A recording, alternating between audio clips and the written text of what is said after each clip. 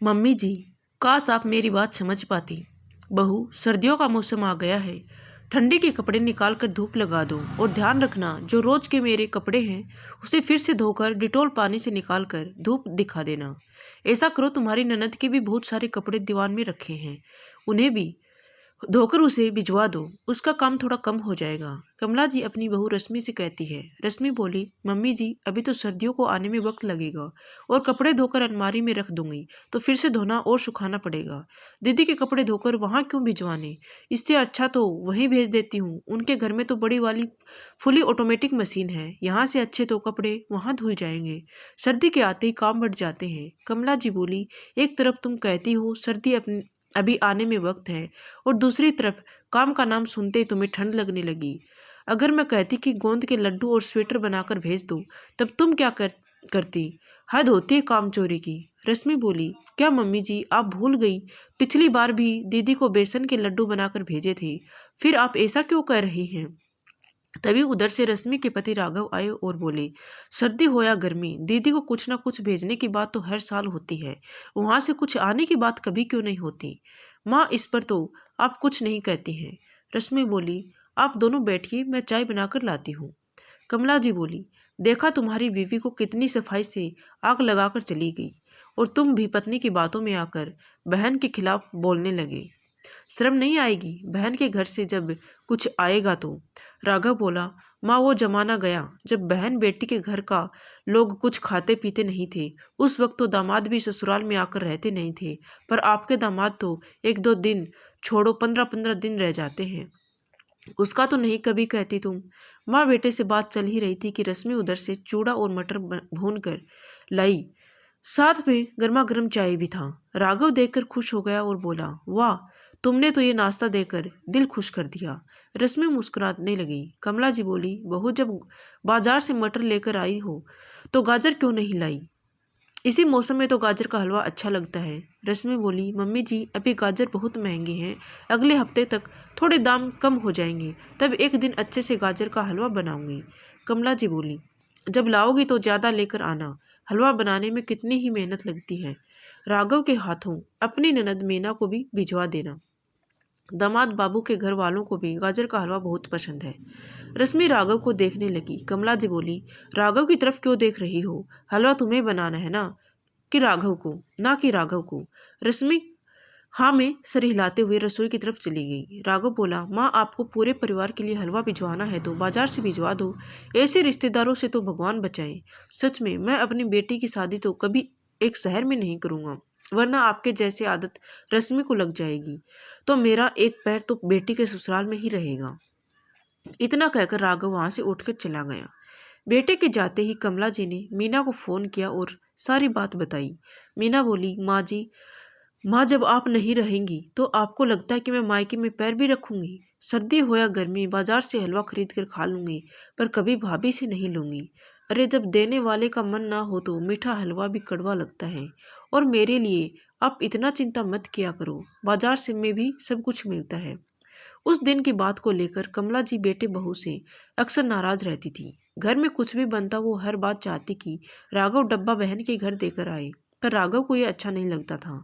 वो माँ से कहता कि बार बार आने जाने से रिश्ते की गरिमा खत्म होने लगती है, पर कमला जी इस बात को समझती नहीं थी। समय धीरे धीरे बीता रहा था। गर्मी जा रही थी और सर्दी अपनी चादर फैला रही थी। कुछ रोज बाद रश्मि 3 किलो गाजर लेकर आई। उसने सुबह में हल्का नाश्ता बनाया और पहले ही सबने कह दिया था कि आज गाजर का हलवा बनाना है तो मुझे बहुत वक्त लगेगा। फिर वो बैठ गई गाजर को कद्दूकस करने। घंटे भर की मशक्कत के बाद घर में गाजर के हलवे की खुशबू फैलने लगी। खुशबू कमला जी के नाक तक पहुंच गई, पर उनकी नाराजगी उनके नाक को उधर जाने नहीं दे रही थी।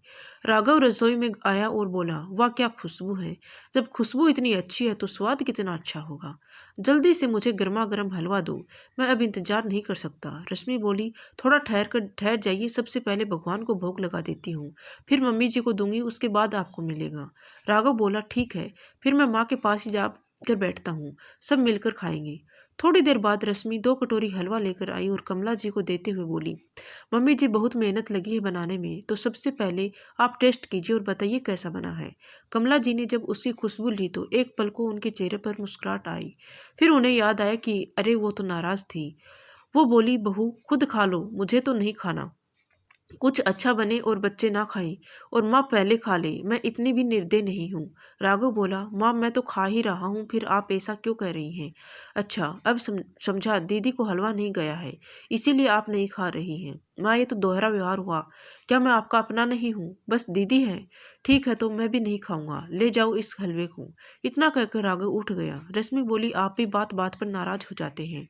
और मम्मी जी किसने आपसे कहा है कि आपके बच्चे नहीं खाएंगे? कमला जी आश्चर्य से बोली, 3 किलो गाजर मंगवाई थी, उसमें क्या तुम अपने परिवार को खिलाओगी और क्या ननद ससुराल भेजोगी?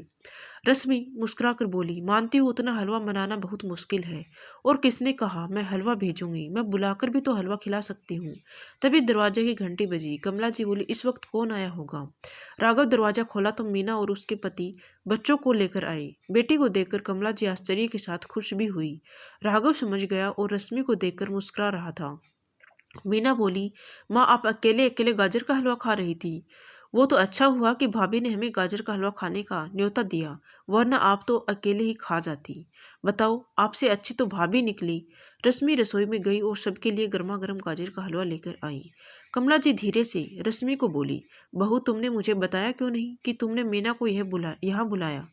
रश्मि मुस्कुराकर बोली, मम्मी जी गाजर का हलवा तो बस बहाना है, हमें तो रिश्ते बनाने से मतलब है।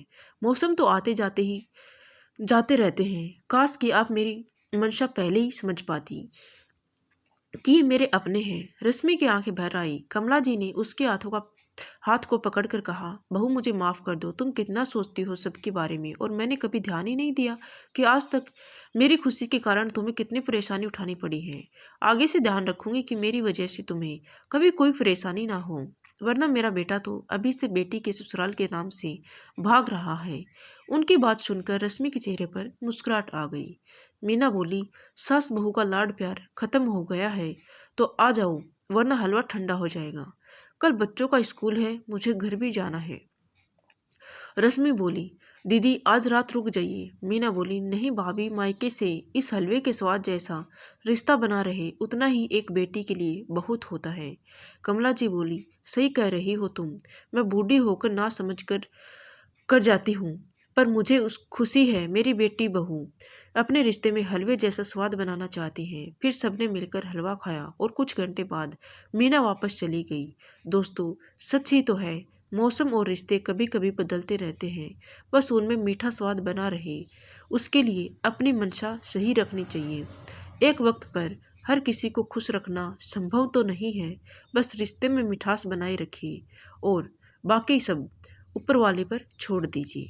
धन्यवाद दोस्तों। कहानी अच्छी लगी हो तो प्लीज़ वीडियो को लाइक शेयर करें। Thank you.